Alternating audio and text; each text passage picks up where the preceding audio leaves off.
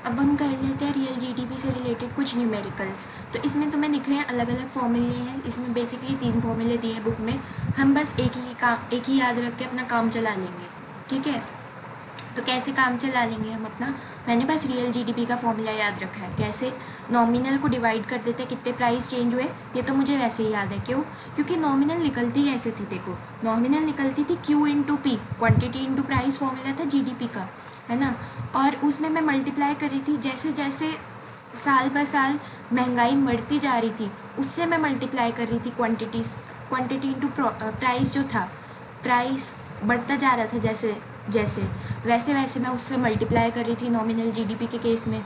तो मुझे क्या करना है, नॉमिनल को रियल में कन्वर्ट करना है। तो जितनी जितनी महंगाई से मैंने मल्टीप्लाई किया है ना, जितना प्राइस जो बढ़ा है उससे मल्टीप्लाई किया है, उतनी ही उसके इफ़ेक्ट से मैं डिवाइड कर दूँगी।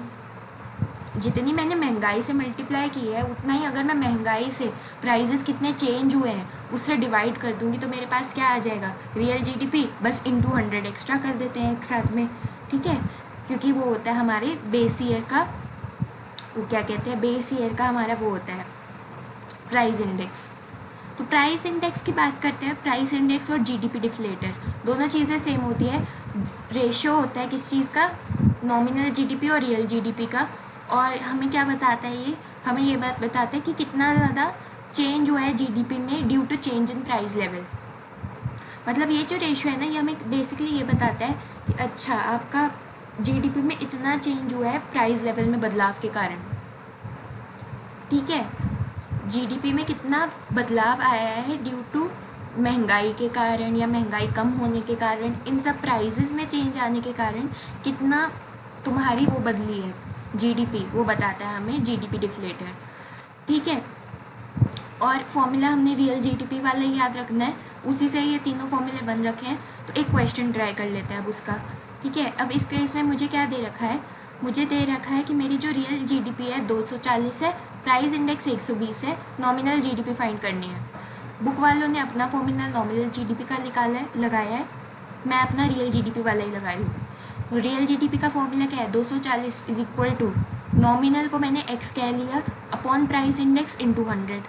एक्स फाइंड करना है ना मुझे, तो मैं इस 120 को उधर मल्टीप्लिकेशन में ले गई, इस 100 को डिवीजन में ले गई, आंसर अपने आप आ गया मेरा 288 आ गया मेरा नॉमिनल प्राइस इंडेक्स, ठीक है। कुछ सॉरी नॉमिनल जीडीपी, कुछ करना था इसमें, कुछ करना ही नहीं है इसमें, बस ऐसे ही एक और न्यूमेरिकल कर लेंगे और फिर हमारा ये कंसेप्ट ख़त्म। फिर बस जीडीपी एंड वेलफेयर का कंसेप्ट रह जाता है। अच्छा एक और बात सुन लो ज़रा, एक और बात क्या सुननी है, इस न्यूमेरिकल को तो मैं डिस्कस करूँगी और इसके साथ में प्राइस इंडेक्स का क्या मतलब है वो भी मैं डिस्कस करूँगी, ठीक है।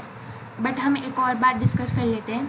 देखो जीडीपी डिफ्लेटर जैसी एक और चीज़ होती है कंज्यूमर प्राइस इंडेक्स, दोनों यही दिखाते हैं कि प्राइस लेवल में कितना बदलाव आया।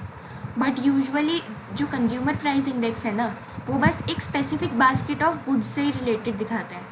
मतलब वो पता है क्या करते हैं उसमें, इकोनॉमिस्ट एक बास्केट ले लेते हैं, उसको सामान से भर देते हैं और उसमें उसके प्राइस नोट कर लेते हैं कि इस साल में इस बास्केट का ये प्राइस है, और कुछ सालों बाद फिर वही बास्केट लेते हैं, उसमें वही सेम सामान भरते हैं और फिर देखते हैं कि वो प्राइजेस कितने बदल गए हैं। ये करते हैं वो सीपीआई में, कंज्यूमर प्राइस इंडेक्स में। बट कंज्यूमर प्राइस इंडेक्स को ना हम उतना अच्छा नहीं मानते, जीडीपी डिफ्लेटर या प्राइस इंडेक्स जितना अच्छा नहीं मानते हम। क्यों नहीं मानते उतना अच्छा, क्योंकि उसमें सिर्फ वो एक बास्केट ऑफ गुड्स पे ही डिपेंडेंट होता है तुम्हारा सारा प्राइस। उस बास्केट में जो जो सामान आएगा ना, बस उसी का ही कितना कितना प्राइस बदला वही बताते हैं वो। लेकिन प्राइस सिर्फ कुछ उन 5-6 चीज़ों का थोड़ी बदलता है, सिर्फ वो 5-6 चीज़ें क्या पूरी इकोनॉमी को कवर कर लेंगी, जाहिर सी बात है नहीं। इसलिए जीडीपी डिफ्लेटर सारे गुड्स को और सर्विसेज को कवर करता है, उनके प्राइजेस कितने कितने बदले और उनके प्राइजेस के बदलने से जीडीपी कितनी बदली, वो पूरा कवर कर लेता है जीडीपी डिफ्लेटर, ठीक है। तो इसलिए हम उसको प्रेफर करते हैं जीडीपी डिफ्लेटर को। सीपीआई को, कंज्यूमर प्राइस इंडेक्स को उतना अच्छा नहीं माना जाता क्योंकि वो सिर्फ एक बास्केट पे ही अटका रह जाता है, ठीक है।